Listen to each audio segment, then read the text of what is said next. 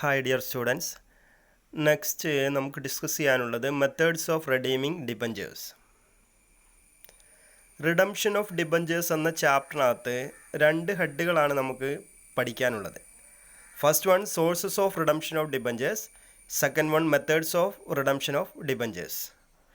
Okay, അപ്പോൾ അതിനകത്ത് sources of redemption of debentures എന്നുള്ള ഏരിയ നമ്മൾ ഓൾറെഡി ഡിസ്കസ് ചെയ്ത് കഴിഞ്ഞു. Okay, sources of redemption of ഡിബഞ്ചേഴ്സിന് താഴെ 4 കാര്യങ്ങളാണ് നമ്മൾ പറഞ്ഞിട്ടുള്ളത്. Redemption of debentures out of fresh issue, then capital, then profit, then sinking fund or insurance policy method. This are the 4 important sources of redemption of debentures. ഈ കാര്യങ്ങൾ നമ്മൾ discuss ചെയ്ത് കഴിഞ്ഞു. Okay, sources of redemption of debentures എന്നുള്ള area already നമ്മൾ discuss ചെയ്ത് കഴിഞ്ഞു. അതിനകത്ത് 4 കാര്യങ്ങളാണ് നമ്മൾ പറഞ്ഞിട്ടുള്ളത്. Redemption of debentures out of fresh issue, redemption of debentures out of capital, then redemption of debentures out of profit, then sinking fund method or insurance policy method. Last നമ്മൾ discuss ചെയ്ത് നിൽക്കുന്നത് insurance policy മെത്തേഡാണ്. Then അപ്പോൾ അവിടെ അത് നമ്മൾ close ചെയ്യാണ്, sources of redemption of debentures. Next ഈ ചാപ്റ്ററിനകത്തുള്ള ഒരു സെപ്പറേറ്റ് ഹെഡിങ് ആണ് നമുക്ക് പഠിക്കാനുള്ളത്, methods of redeeming debentures. Debentures redemption നടത്തുന്നതിനുള്ള methods.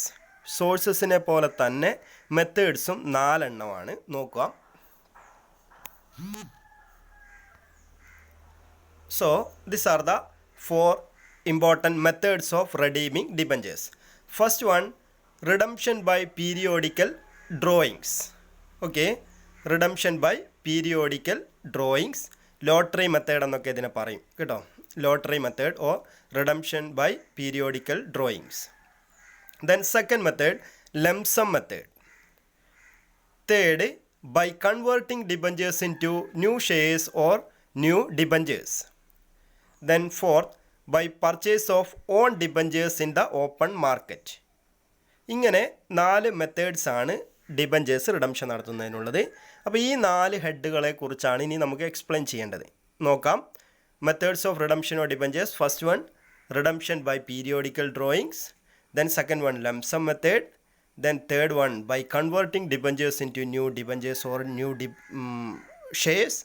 Then fourth, by purchase of own debentures in the open market. Okay, ഇനി നമുക്കിത് ഓരോന്നായിട്ട് ഡിസ്കസ് ചെയ്യാം.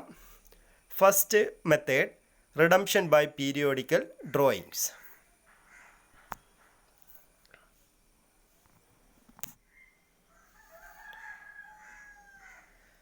This is the first method of redeeming debentures, redemption by periodical drawings.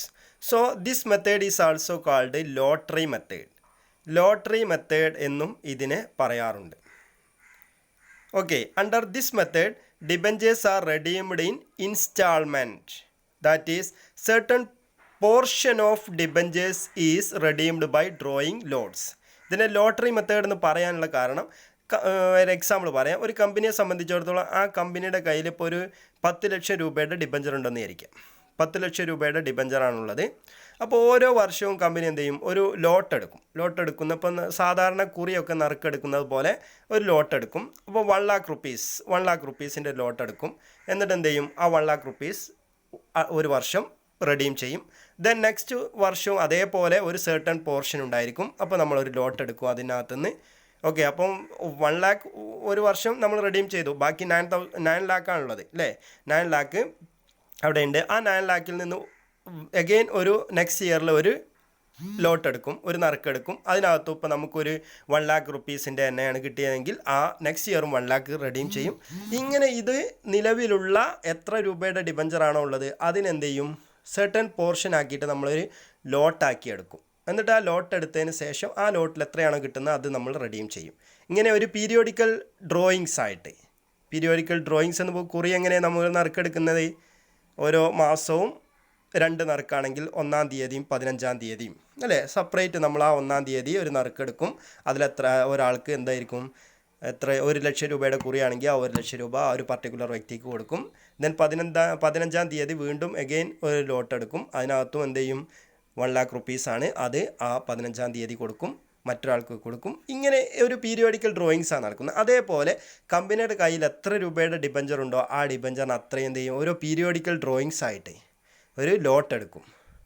എന്നിട്ട് ആ periodically അതിങ്ങനെ payment നടത്തും. ഇപ്പോൾ 10 ലക്ഷം രൂപയുണ്ട്, അപ്പം ഫസ്റ്റ് ഇയർ 1 lakh റുപ്പീസിൻ്റെ ലോട്ട് എടുക്കും, എന്നിട്ട് എന്ത് ചെയ്യും, അത് അടച്ചു തീർക്കും. സെക്കൻഡ് ഇയർ എഗെയിൻ 1 lakhൻ്റെ ലോട്ട് എടുക്കും, എന്നിട്ട് എന്ത് ചെയ്യും, അത് അടച്ചു തീർക്കും. അങ്ങനെ 10 വർഷം കൊണ്ട് നിലവിലുള്ള ഡിബഞ്ചർ, കമ്പനിയുടെ കയ്യിലുള്ള ഡിബഞ്ചർ റീപേയ്മെൻറ്റ് നടത്തും. ആ രീതിയിലാണ്. അതുകൊണ്ടാണ് ഇതിനെ പറയുന്നത് lottery method. Okay, lottery method എന്ന് പറയും. Under this method debenture is redeemed in instalment ആയിട്ടാണ്. അപ്പോൾ 10 ലക്ഷം രൂപയുടെ ഡിബഞ്ചർ ഉണ്ട്, ഫസ്റ്റ് ഇയർ 1 lakh, ഫസ്റ്റ് വർഷം 1 ലക്ഷമാണ് റെഡീം ചെയ്യുന്നത്. ഓക്കെ, അതൊരു ഇൻസ്റ്റാൾമെൻ്റ് ആണ്. സെക്കൻഡ് വർഷം വീണ്ടും രണ്ടാമത്തെ, അങ്ങനെ ഇൻസ്റ്റാൾമെൻറ്റ് ആയിട്ടാണ് റെഡീം ചെയ്യുന്നത്. അതുകൊണ്ടാണ് ഇതിനെ ഇങ്ങനെ പറയുന്നത് പീരിയോഡിക്കൽ ഡ്രോയിങ്സ് എന്ന് പറയുന്നത്. So this is the first method of redeeming debentures. Okay, ഇതിനകത്തൊന്നും നമുക്ക് എന്ത് ചെയ്യില്ല, പ്രോബ്ലം ഒന്നും പഠിക്കാനില്ല. ജസ്റ്റ് ഈ തിയറി മാത്രം ജസ്റ്റ് നിങ്ങളൊന്ന് അറിഞ്ഞിരുന്നാൽ മതി. ഓക്കെ, ദെൻ സെക്കൻഡ് നമുക്ക് എന്ത് ചെയ്താൽ മതി, തിയറി മാത്രം അറിഞ്ഞാൽ മതി. തേർഡ് മെത്തേഡാണ് നമുക്ക് പ്രോബ്ലം ചെയ്യാനുള്ളത്. ഓക്കെ, സെക്കൻഡ് മെത്തേഡ് നോക്കുക, lump sum method. Under this method debentures redeemed in one lump sum after a certain period. Okay, they may be redeemed at par or at premium according to the conditions of issue.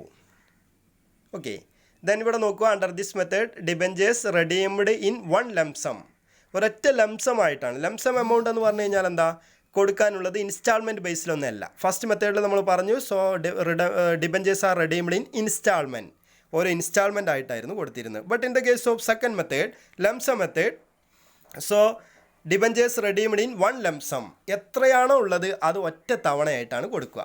ഇപ്പോൾ 10 ലക്ഷം രൂപയുടെ debenture ഉണ്ടെന്നുണ്ടെങ്കിൽ ആ 10 ലക്ഷം രൂപയെ ഒറ്റ തവണയായിട്ട് debentures എന്ത് ചെയ്യും, debenture ഹോൾഡേഴ്സിന് തിരിച്ചു കൊടുക്കുന്നു. അതാണ് ലംസം പേയ്മെൻറ്റ് എന്ന് പറഞ്ഞു കഴിഞ്ഞാൽ. ഓക്കെ, അവിടെ ഇൻസ്റ്റാൾമെൻ്റ് അല്ല. ഫസ്റ്റ് മെത്തേഡ് എന്ന് പറയുന്നത്, so it is an instalment method, lottery method എന്നൊക്കെ നമ്മൾ പറയുന്നുണ്ട് അല്ലേ. അപ്പോൾ അവിടെ ഓരോ സെർട്ടൺ പോർഷനാണ്. 10 ലക്ഷത്തിൻ്റെ ഒരു പോർഷൻ ഫസ്റ്റ് കൊടുക്കും, സെക്കൻഡ് പോർഷൻ സെക്കൻഡ് കൊടുക്കും, അങ്ങനെ പോർഷനായിട്ടാണ് കൊടുത്തിരുന്നത്.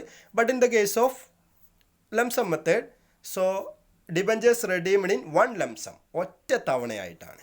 ഓക്കെ, 10 ലക്ഷം ആണെങ്കിൽ 10 ലക്ഷം ഒറ്റ പീരിയഡിനായിട്ട്, ഒറ്റ തവണയായിട്ട് ഒരു സെർട്ടൺ പീരിയഡ് പറയും, ആ പീരിയഡിന് അങ്ങോട്ട് കൊടുക്കും. Okay, they may be redeemed at par or at premium. പാറിനോ പ്രീമിയം ആയിരിക്കും, ഡിസ്കൗണ്ടിന് എന്തുണ്ടാവില്ല, ലംസം പേയ്മെൻറ്റ് ഉണ്ടാവില്ല. Okay, according to the conditions of issue ചെയ്യുന്ന സമയത്ത് പറയും എങ്ങനെയാണ് തരിക എന്നുള്ളത്, പാറിനായിരിക്കും അല്ലെങ്കിൽ പ്രീമിയത്തിനായിരിക്കും റിഡംഷൻ നടത്തുക എന്ന് പറയും. അപ്പോൾ ആ ഇഷ്യൂ ചെയ്യുന്ന കണ്ടീഷൻ എന്താണോ, അന്നത്തെ ടേംസ് ആൻഡ് കണ്ടീഷൻ എന്താണോ, ആ കണ്ടീഷൻ അനുസരിച്ച് പാറിനാണോ അല്ലെങ്കിൽ പ്രീമിയത്തിനാണോ അത് റിഡംഷൻ നടത്തും. നോട്ട് അറ്റ് ഡിസ്കൗണ്ടിനില്ല കേട്ടോ. അപ്പോൾ ഈ രീതിയിലാണ് രണ്ട് മെത്തേഡ്. ഒന്നാമത്തെ drawing lots, second lump sum method. Okay, ഇനി ഒരു തേർഡ് മെത്തേഡ് ഉണ്ട്, converting debentures into new shares or new debentures, then purchase of own debentures in the open market. രണ്ട് മെത്തേഡ് ഉണ്ട്. ആ രണ്ട് മെത്തേഡ് നമുക്ക് നെക്സ്റ്റ് ക്ലാസ്സിൽ പറയാം. Okay, thank U.